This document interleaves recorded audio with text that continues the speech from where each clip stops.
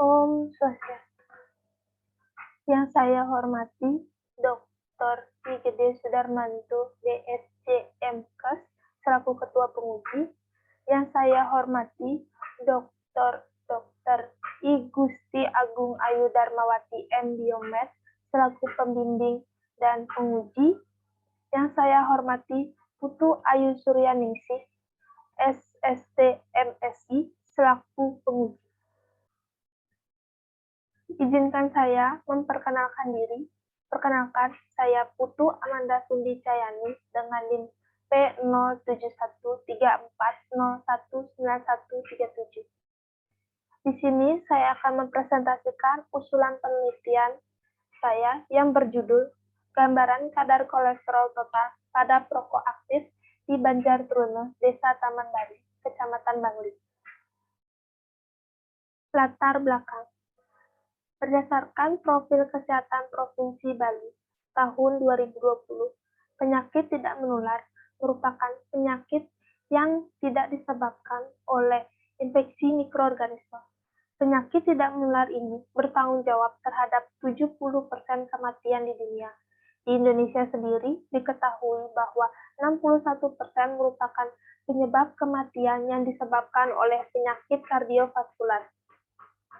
Penyakit tidak menular umumnya dapat dicegah dengan cara mengendalikan faktor risikonya, yaitu merokok, diet yang tidak sehat, kurangnya aktivitas, dan konsumsi alkohol.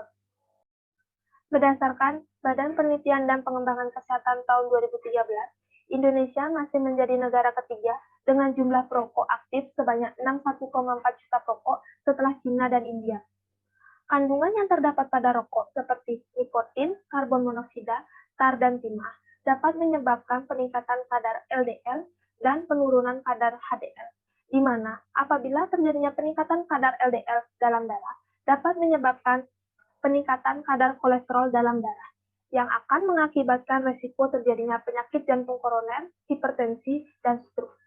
Berdasarkan Dinas Kesehatan Provinsi Bali tahun 2018, diperoleh data berdasarkan jenis kelamin.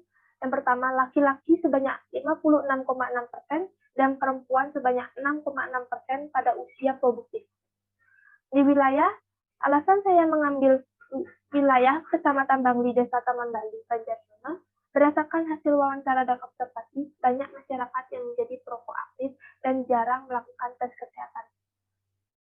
Rumusan masalah, yaitu bagaimana gambaran kadar kolesterol total pada perokok aktif di Banjartruno, Desa Taman Bali, Kecamatan. Tujuan umum. Tujuan penelitian ini adalah untuk mendeskripsikan kadar kolesterol total pada perokok aktif di Banjartruno, Desa Taman Bali, Kecamatan Bali. Tujuan khusus yaitu ada 3.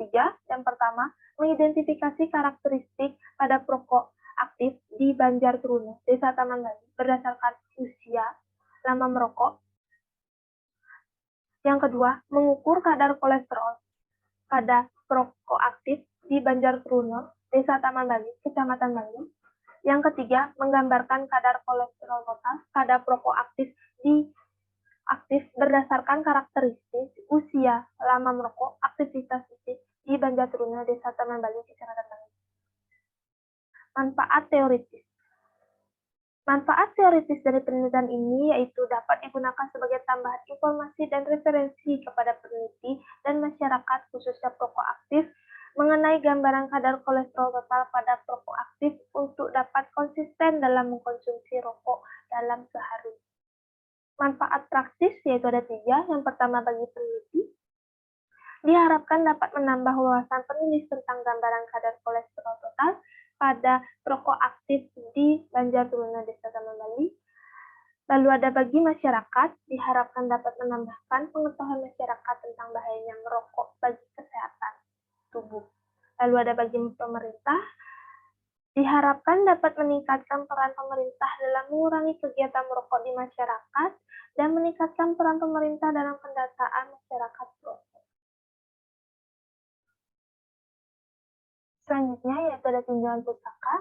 Yang pertama itu ada kolesterol. Kolesterol merupakan lipid antipatik membentuk komponen struktural esensial yang terdapat pada lapisan eksternal membran sel dan merupakan lipoprotein plasma. 4 kelompok utama pada lipoprotein telah berhasil diketahui, yaitu triglycerida, very low density lipoprotein atau FLDR, lalu ada low density lipoprotein atau LDL, dan high density lipoprotein atau HDL. Peningkatan kadar kolesterol dalam darah atau disebut dengan hiperkolesterolemia. Adapun faktor-faktor yang mempengaruhi peningkatan kadar kolesterol dalam darah. Yang pertama itu ada usia, lama merokok, dan aktivitas fisik. Dan kadar kolesterol total dapat diperiksa dengan metode. Yang pertama yaitu VOCT, kedua spektrofotometri, dan COPAP. Perokok terdiri menjadi dua kategori, yaitu perokok aktif dan perokok pasif. Rokok memiliki kandungan zat kimia yaitu nikotin, tar, dan karbon monoksida. Pengaruh kebiasaan merokok terhadap metabolisme kolesterol karena rokok mengandung 4.000 macam zat kimia dan 20 macam racun yang dapat merusak kesehatan tubuh. 3 racun utama dalam rokok yaitu nikotin, tar, dan karbon monoksida. Nikotin yang terkandung dalam asap rokok akan merangsang hormon adrenalin yang akibatnya akan mengubah metabolisme lemak sehingga kadar HDL dalam darah akan menurun dan terjadilah peningkatan kadar LDL dalam darah. Karbon monoksida adalah salah satu gas beracun yang akan menurunkan kandungan oksigen di dalam darah. Hal ini akan menyebabkan terjadinya peningkatan kadar kolesterol dalam darah. Selanjutnya yaitu ada kerangka konsep. Berdasarkan kerangka konsep tersebut dapat dijelaskan bahwa kebiasaan merokok mampu meningkatkan kadar kolesterol dalam darah. Kandungan yang terdapat pada rokok antara lain yaitu ada nikotin, tar, gas karbon monoksida, dan timah hitam. Pada pemeriksaan kadar kolesterol dapat meningkat. Hal ini dapat dipengaruhi oleh beberapa faktor, diantaranya usia, aktivitas fisik, dan lamanya merokok. Meningkatnya kadar kolesterol total dapat dialami oleh perokok aktif dan perokok pasif. Pada pemeriksaan laboratorium, mengenai kadar kolesterol total dapat dilakukan dengan metode VOCT dengan sampel darah kapiler, di mana hasil pemeriksaan kadar kolesterol dibagi menjadi 3 kategori. Yang pertama, normal kurang dari 200 mg per dl, ambang batas atas 200 sampai 239 mg per dl, dan tinggi lebih dari 240 mg per dl. Variabel yang digunakan dalam penelitian ini ada dua, yaitu kadar kolesterol total dan perokok aktif. Selanjutnya yaitu ada definisi operasional. Yang pertama yaitu ada kadar kolesterol. Definisinya, kadar kolesterol total adalah keseluruhan kadar kolesterol total dalam darah yang ada di dalam tubuh responden yang diukur dengan menggunakan alat pengukur kolesterol.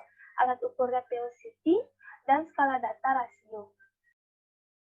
Selanjutnya yaitu ada perokok aktif. Laki-laki dewasa yang merokok setiap hari secara langsung menghisap rokok batang atau bukan elektrik.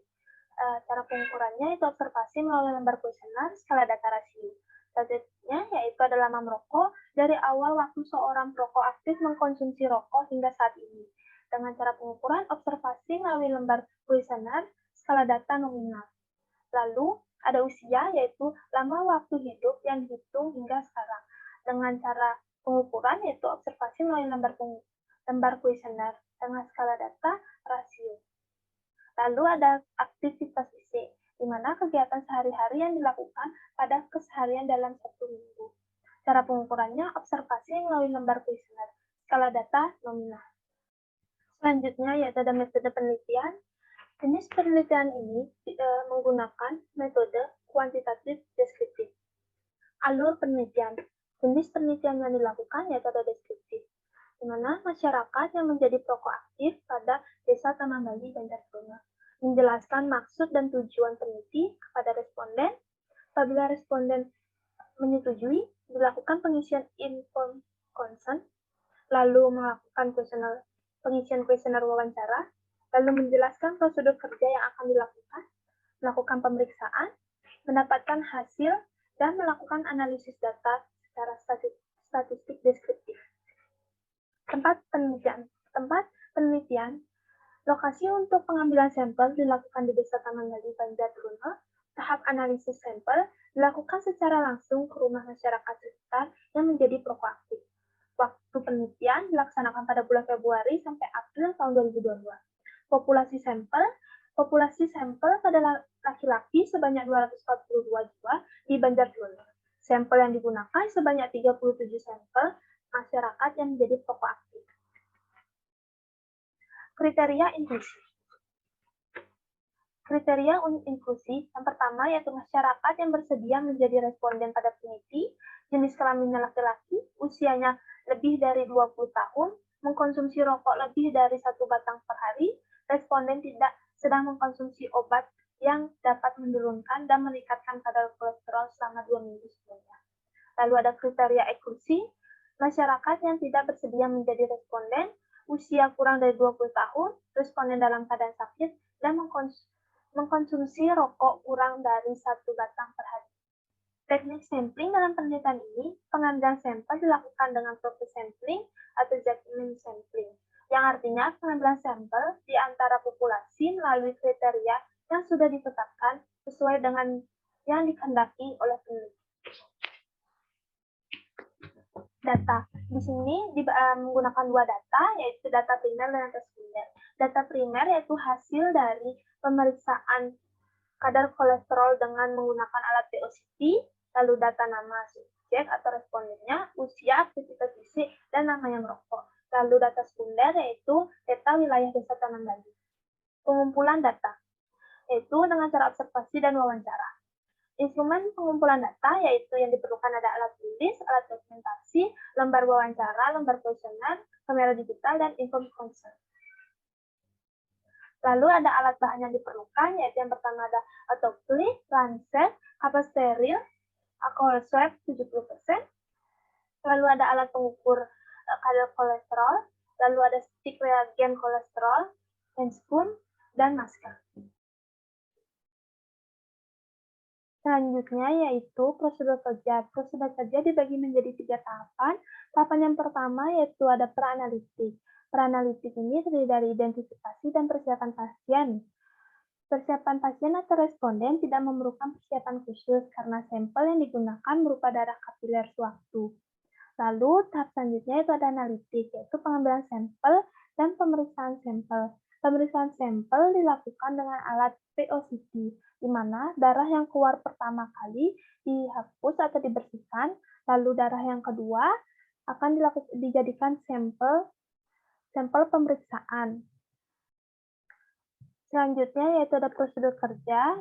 Prosedur kerja dibagi menjadi 3 tahapan, yaitu pra-analitik, analitik, dan post-analitik. Pra-analitik yaitu yang pertama, identifikasi dan persiapan pasien, di mana pasien atau responden tidak memerlukan persiapan khusus, karena sampel yang digunakan berupa darah kapiler sewaktu. Selanjutnya itu ada tahap analitik, yaitu pengambilan sampel dan pemeriksaan sampel. Pemeriksaan sampel dilakukan dengan menggunakan alat VOCT, di mana darah yang pertama kali keluar dibersihkan dengan kapas steril, lalu darah yang kedua keluar diteteskan atau didekatkan kepada stick reagen kolesterol dan hasil ditunggu. Maka hasil akan keluar pada layar alat VOCT. Lalu selanjutnya itu adalah post analitik, yaitu interpretasi hasil pemeriksaan, di mana hasil yang telah muncul pada layar dicatat, di mana hasil ini dapat dikategorikan yaitu ada 3, normal, ambang batas, dan tinggi. Selanjutnya yaitu ada pengolahan data. Pengolahan data dilakukan secara tabulasi data, yaitu data disajikan dalam bentuk tabel dan narasi. Selanjutnya itu ada analisis data. Analisis data yang digunakan dalam penelitian ini adalah statistik deskriptif. Selanjutnya yaitu ada etika penelitian. Dibagi menjadi 3, yaitu prinsip otonomi, prinsip berbuat baik. Selanjutnya itu ada etika penelitian. Etika penelitian itu ada prinsip otonomi, benefit, dan justice. Sekian presentasi dari saya. Mohon maaf jika ada kesalahan kata. Om Santi Santi Santi Om.